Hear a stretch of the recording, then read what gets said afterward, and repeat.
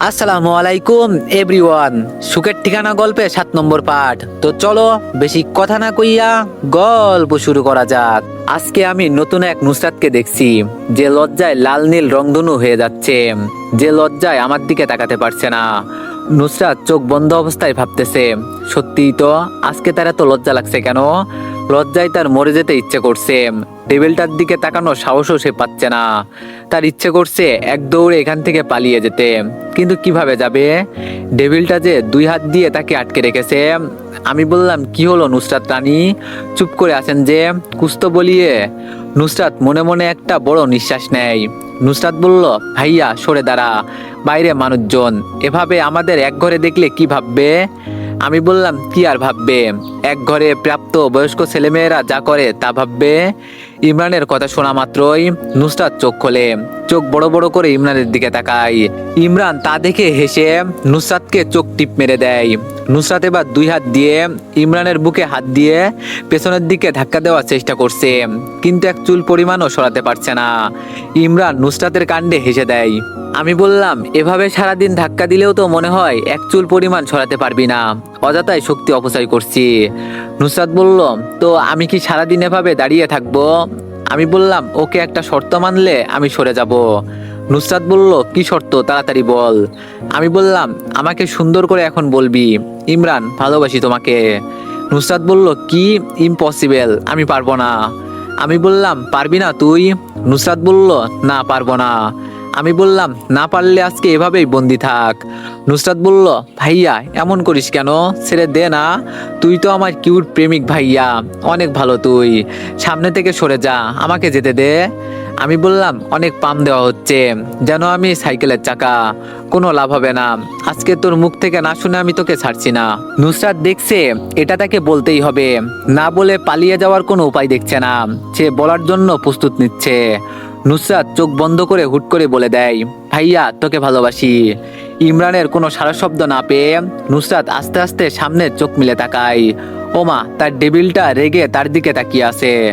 নুসরাত বলল, ভাইয়া আমি বলছি তো, রেগে গেলি কেন? আমি দাঁতে দাঁত চেপে বললাম, ভাইয়া তোকে ভালোবাসি, তোকে এটা বলতে বলেছিলাম আমি। নুসরাত বলল, আমি তুমি করে বলতে পারবো না, আমার কেমন কেমন যেন লাগে। ইমরান ভুরু উঁচু করে জিজ্ঞেস করে, কেমন লাগে? নুসরাত বলল, জানি না। আমি বললাম, এখন আর কিছু বললাম না, কিন্তু এইসব ভাইয়া টাইয়া তুই তুকারি বাদ দে, তা না হলে সামনে তোর কপালে বিরাট শনি আছে। নুসরাত ইমরানের বুকে হালকা ধাক্কা দিয়ে দৌড় লাগায় দরজার দিকে। দরজা খুলতে খুলতে বলে, কচু আছে সামনে আমার, তোকে ছোট থেকেই ভাইয়া ডেকেছি, এখনো ডাকছি, সামনেও ডাকবো, দেখবো তুই কি করিস। আমি বললাম, কি বললি? নুসরাত থমথম খেয়ে যায়। সে দেখে ইমরান তার পাশে দাঁড়িয়ে আছে। নুসরাত কোনো মতে দরজা ফাঁক করে দিল এক দৌড়। এইদিকে নুসরাত দৌড়াতে দৌড়াতে চাচার সাথে ধরাম করে ধাক্কা খায়।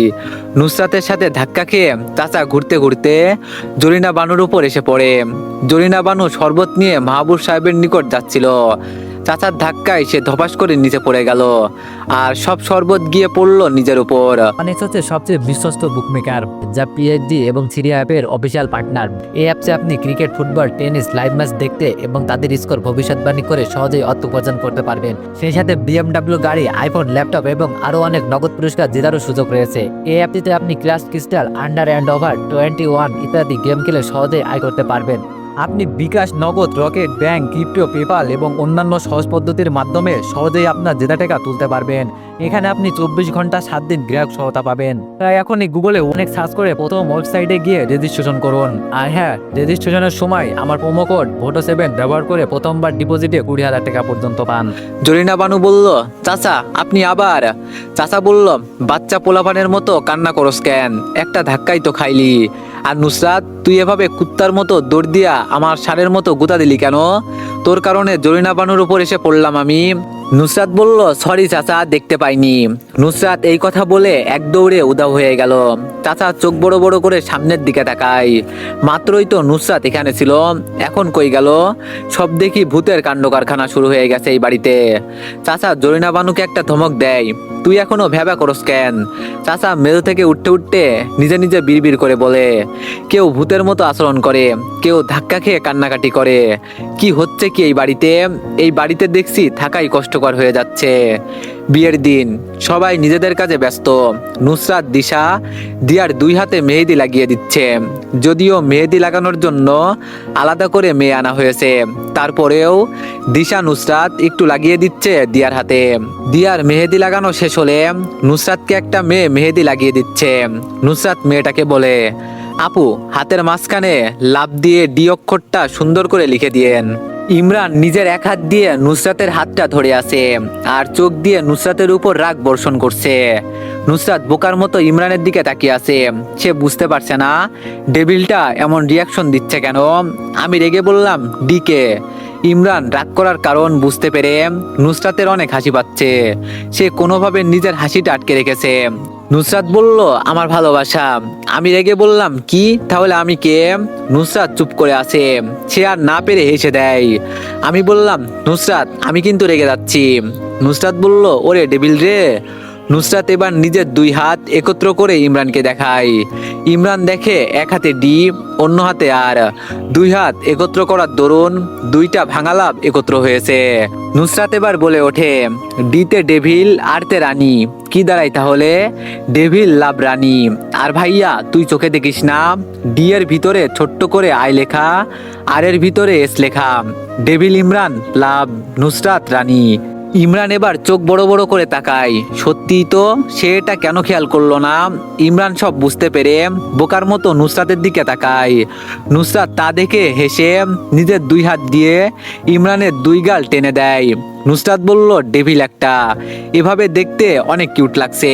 নুসরাতের এমন কাণ্ডে ইমরান হা হয়ে যায়। নুসরাত তার গাল টানছে। সবাই সাজসজ্জায় ব্যস্ত। কিছুক্ষণের মধ্যে বর এসে যাবে। দিয়াকে সাজানোর জন্য পার্লার থেকে মেয়ে আনা হয়েছে। নুসরাত নিজের রুমে এসে বিছানায় একটা প্যাকেট দেখতে পায়। নুসরাত অবাক হয়ে প্যাকেটটা হাতে নেয়। প্যাকেটটা খুলে দেখে একটা নীল শাড়ি, নীল চুড়ি, একটা বেলি ফুলের মালা, একটা ছোট্ট চিরকুট খুঁজে পায় সে। চিরকুটে লেখা, তোমার জন্য, তাড়াতাড়ি পরে নাও, তোমার ডেভিল দেখতে চাই। নুসরাত ইমরানের কাছ থেকে উপহারটা পেয়ে খুশি হয়। সেও ডেভিলের পছন্দ মতো সাজতে চায়। পরমুহূর্তেই নুসরাতের মুখের হাসি বিলীন হয়ে যায়। নুসরাত তো শাড়ি পরতে পারে না, এখন সে কিভাবে শাড়িটা পরবে? নুসরাত নিজে নিজে ইচ্ছা মতো গালাগালি দিতে থাকে। কেন সে শাড়ি পরতে পারে না? কেন সে শাড়ি পরা শেখেনি? নুসরাত প্যাকেটটা রেখে দৌড়ে রুমের বাইরে চলে যায়। দিশার রুমে গিয়ে দেখে রুমে দিশা নেই। নুসরাত নিচে নামতে আয়রার সাথে দেখা হলো। আয়রাকে জিজ্ঞেস করতে আয়রা বলল, সেও শাড়ি পরাতে পারে না। নুসরাতের মন খারাপ হয়ে গেল। সে কি আজকে শাড়ি পরতে পারবে না? নুসরাতকে মন খারাপ করতে দেখে ইমরান নুসরাতের কাছে এগিয়ে আসলো। আমি বললাম, কি হয়েছে নুসরাত, মন খারাপ কেন? নুসরাত বলল, ভাইয়া আমি শাড়ি পরতে পারি না, এখন কাউকে পাচ্ছি না যে আমাকে শাড়ি পরিয়ে দিবে। আমি বললাম, তুই রুমে যা, আমি কাউকে পাঠিয়ে দিচ্ছি। নুসরাত বলল, আচ্ছা। নুসরাত রুমে গিয়ে বিছানায় বসে আছে।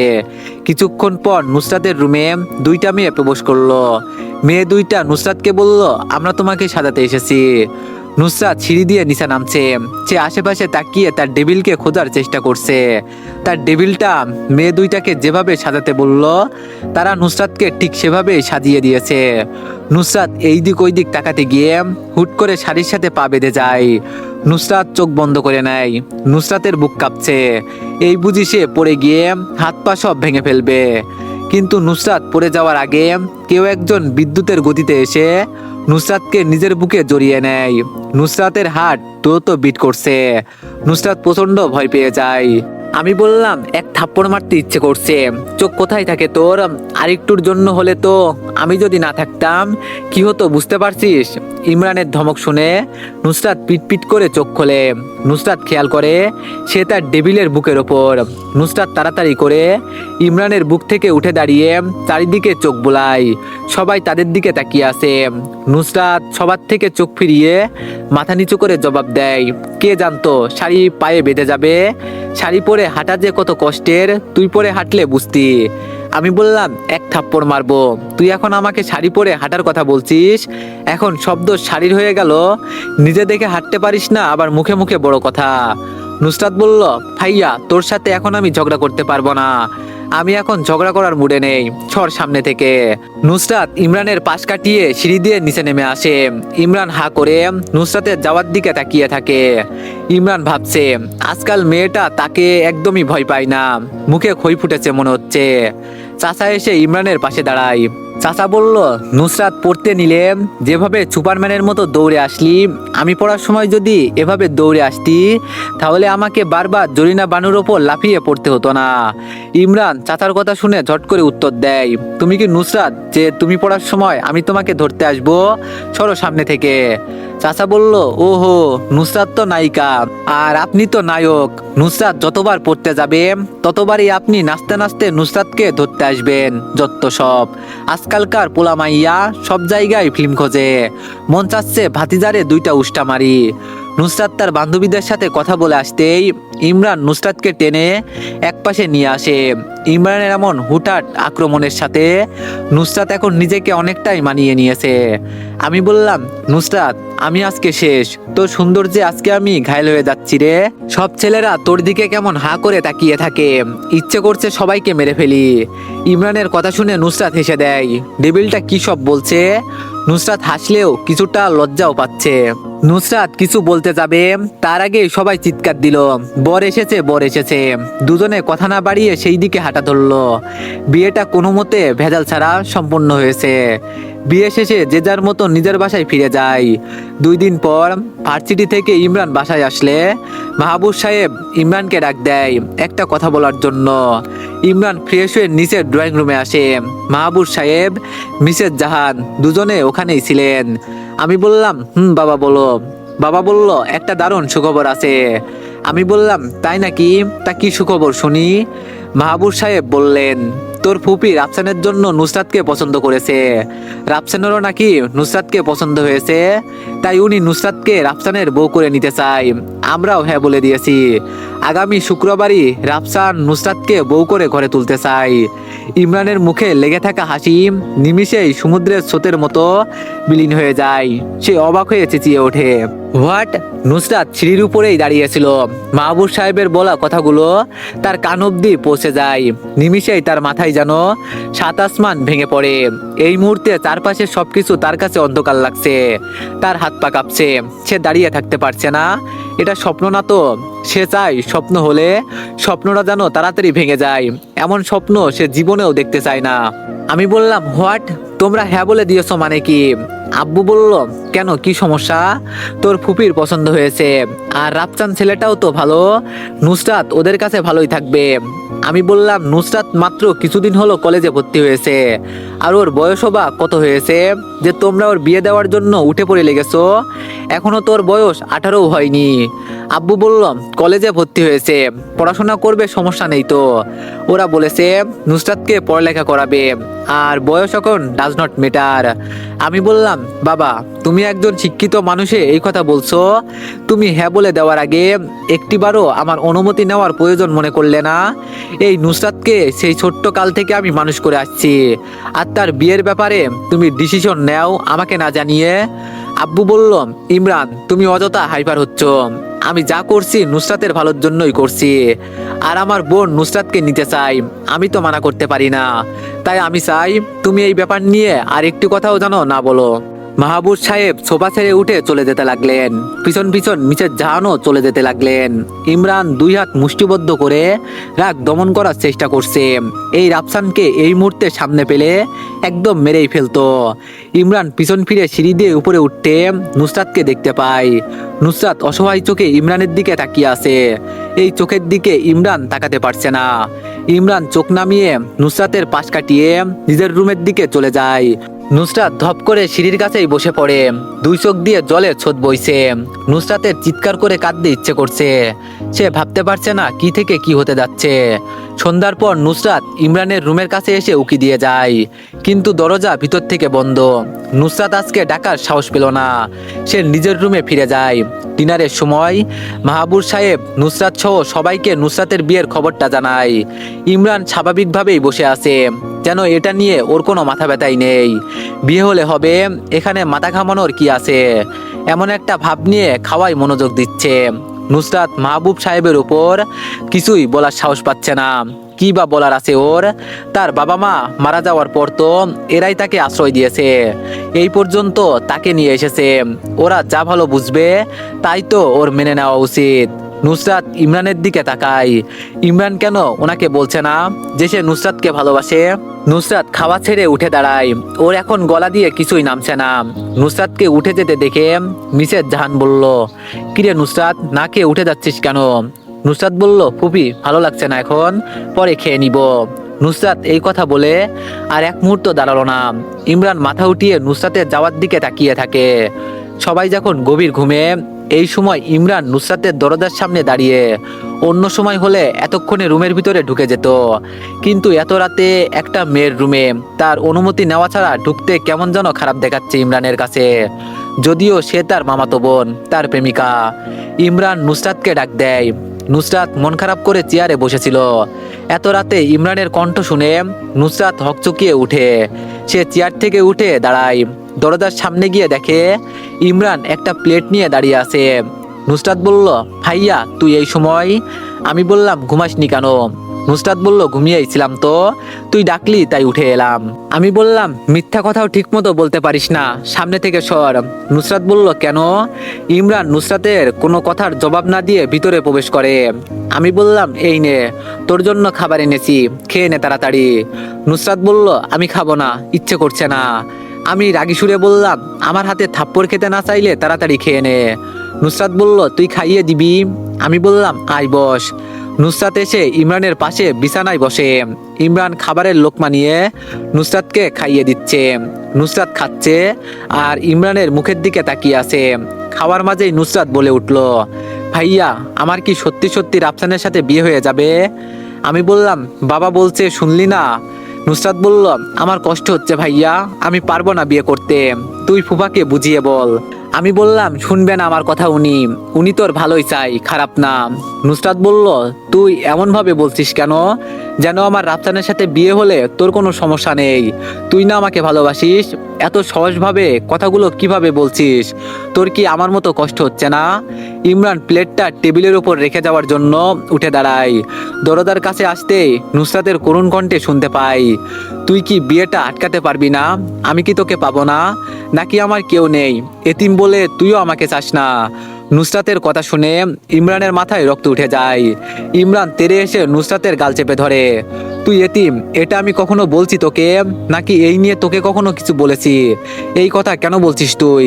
নুসরাত গালে ব্যথা পেলেও অনেক কষ্টে বলল, তাহলে তুই ফুফাকে বলছিস না কেন তুই আমাকে ভালোবাসিস? কেন বলছিস না তুই আমাকে বিয়ে করতে চাস? কেন বলছিস না ওই রাফসানের হাতে যেন আমাকে তুলে না দেয়? ইমরান কিছু না বলে নুসরাতের গাল ছেড়ে দ্রুত হেঁটে রুম ত্যাগ করে। নুসরাত ইমরানের যাওয়ার দিকে তাকিয়ে থেকে চোখের জল ফেলছে। তার ডেভিলটা হঠাৎ এত গা ছাড়া ভাব করছে কেন? যেন সবকিছু স্বাভাবিকভাবেই হচ্ছে, যেন এটাই হবার ছিল। একদিন দুই দিন করে আস্তে আস্তে বিয়ের দিন ঘনিয়ে আসছে। নুসরাত খাওয়া দাওয়া এক প্রকার বন্ধ করে দিয়েছে প্রায়। ও তার ডেভিলকে ছাড়া, তার ভালোবাসার মানুষকে ছাড়া কিভাবে বেঁচে থাকবে? নুসরাত কান্না ছাড়া কিছুই ভাবতে পারছে না। কিন্তু নুসরাত ইমরানকে দেখে অনেক অবাক হয়ে যায়। নুসরাতের বিয়ে হচ্ছে, এতে তার কোনো মাথা ব্যথাই নেই। সে দিব্যি হাসি খুশি মুখ নিয়ে ঘুরে বেড়াচ্ছে। নুসরাত বারবার ইমরানের মুখোমুখি হলে ইমরান অন্য কথা বলে বিয়ের কথাটা এড়িয়ে যায়। ইমরানের এমন ব্যবহার দেখে নুসরাতের অনেক কষ্ট হচ্ছে। ইমরান কি তার সাথে এতদিন অভিনয় করছে? কেউ কি ভালোবাসার অভিনয় এত নিখুঁতভাবে করতে পারে? 2 দিন পর নুসরাতের বিয়ে। পুরো দমে বিয়ের তোড়জোড় চলছে। নুসরাত মন খারাপ করে সোফায় বসে আছে। এমন সময় ইমরান এসে নুসরাতের পাশে বসে। নুসরাত একবার ইমরানের দিকে তাকিয়ে মুখ ফিরিয়ে নেয়। আমি বললাম, নুসরাত কান্না করতে করতে তো চোখ মুখের 12টা বাজিয়ে ফেলছিস। রাফসান তো তোকে এভাবে দেখে বিয়েই করতে চাইবে না। ইমরানের কথা শুনে নুসরাতের ইচ্ছে করছে তেলে বুগুনে জ্বলে ওঠে কয়েকটা কথা শুনিয়ে দিতে, কিন্তু তার এখন ইমরানের সাথে কথা বলতে একদমই ইচ্ছে করছে না। নুসরাত উঠে যেতে চাইলেই ইমরান হাত টান দিয়ে জোর করে সোফায় বসিয়ে দেয়। আমি বললাম, তোর সাথে কথা বলছি আর তুই জবাব না দিয়ে চলে যাচ্ছিস। নুসরাত বলল, তোর সাথে কথা বলতে ইচ্ছে করছে না আমার। আমি বললাম, ওমা কেন? আমি কি তোর সাথে কিছু করেছি যে আমার সাথে তোর কথা বলতে ইচ্ছে করছে না? নুসরাত রেগে চেঁচিয়ে বলে ওঠে, তোর সাথে আমি কথা বলতে চাই না, বেদ চাই না, আর আমার হাত ধরবি না, যত সব। নুসরাত সোফা ছেড়ে উঠে দাঁড়ায় যাওয়ার জন্য। ইমরান এবারও নুসরাতের হাত ধরে টান দিলে ঠাস করে ইমরানের গালে একটা থাপ্পড় বসিয়ে দেয়। সবকিছু এত দ্রুত হয়ে গেছে যে নুসরাতও বুঝতে পারেনি থাপ্পড়টা এতটা জোরে পড়ে যাবে। ইমরান গালে হাত দিয়ে অবিশ্বাসের দৃষ্টিতে নুসরাতের দিকে তাকিয়ে আছে। তার কাছে সবকিছু স্বপ্নের মতো লাগছে। নুসরাত তাকে থাপ্পড় মেরেছে। নুসরাত ইমরানকে কিছু না বলে সোফা ছেড়ে উঠে এক দৌড়ে সিঁড়ি বেয়ে উপরে উঠে যায়। ইমরান গালে হাত দিয়ে বসে আছে। এমন সময় চাচা এসে ইমরানের পাশে বসে। চাচা ভুরু কুঁচকে ইমরানের দিকে তাকায়। কিরে ভাতিজা, তোর কি বউ মইরা গেছে যে গালে হাত দিয়ে বৈশা ধ্যান করতেছিস? চাচার কথা শুনে ইমরান নিজেকে স্বাভাবিক করে নিয়ে বলে, আমি তো এখনো বিয়েই করি নাই, বউ মরবে কিভাবে? চাচা বলল, বউ না মরলে গালে হাত দিছস কেন? নাকি কেউ উত্তম মাধ্যম দিছে গালে? ইমরান চোখ গরম করে চাচার দিকে তাকায়। তা দেখে চাচা বলে, ভাতিজা চোখ গরম দেখাস কারে? থাপ্পড় খাইয়া বসে আসোস, আর এখন আমি জিজ্ঞেস করিলাম আর তুই আমাকে চোখ গরম দেখাস? আমি বললাম তোমারে, আমি বলছি যে আমারে কেউ থাপ্পড় দিছে, হুদাই বকো কেন? যাও তো আমার সামনে থেকে। না থাক, তুমি থাকো, আমি যাই। ইমরান চলে যায়। চাচা এবার গালে হাত দিয়া বইসা আছে। চাচা দেখবার চাই গালে হাত দিয়া বইসা থাকলে কে কি কমেন্ট করে। রাতে খাওয়ার জন্য ইমরানকে ডাকলে ইমরান জরিনা বানুকে বলে তার খাবারটা রুমে আনার জন্য। নুসরাত গালে যে থাপ্পড়টা দিয়েছে তার দাগ স্পষ্ট দেখা যাচ্ছে। এখন নিচে গেলে সবাই কত কিছু জিজ্ঞেস করবে। এইসব প্রশ্নের সে সম্মুখীন হতে চায় না। আর জিজ্ঞেস করলে বলবেই বা কি? নুসরাত তাকে থাপ্পড় মেরেছে, এইটা তো তার মানিজ্যতের ব্যাপার। ইমরান আয়নার সামনে দাঁড়িয়ে গালে হাত বুলিয়ে নিজে নিজেই বলছে, এই মেয়েটার হুট করে এত শক্তি কোথা থেকে উদয় হলো? জীবনেও কেউ আমার গায়ে হাত দেয়নি, আর এই পিচ্চি মেয়েটা থাপ্পড় মেরে গালের 12টা বাজিয়ে দিয়েছে। গাল থেকে দাগও যাচ্ছে না। কেউ দেখলে কি বলবে? উফ, জাস্ট ইম্পসিবল। আজ নুসরাতের বিয়ে। নুসরাতকে সুন্দর করে বউ সাজানো হয়েছে। নুসরাত এখন আর কান্না করছে না, পুরো রবটের মতো শক্ত হয়ে আছে। দিশা এসে নুসরাতকে দেখে বলল, উফ, অসাধারণ লাগছে তোকে। আজ তো আমার ভাইয়া তোকে দেখে মার্ডার হয়ে যাবে। নুসরাত দিশার কথা শুনে অবাক হয়ে যায়। তো এভরিওয়ান, নেক্সট পার্টের জন্য সবাই একটু বেশি বেশি লাইক আর সবাই একটা করে কমেন্ট করে দিও। আর আরেকটা কথা, কালকে আমার এক্সাম আছে, তাই কালকে ভিডিও আপলোড করতে পারবো না। ধন্যবাদ।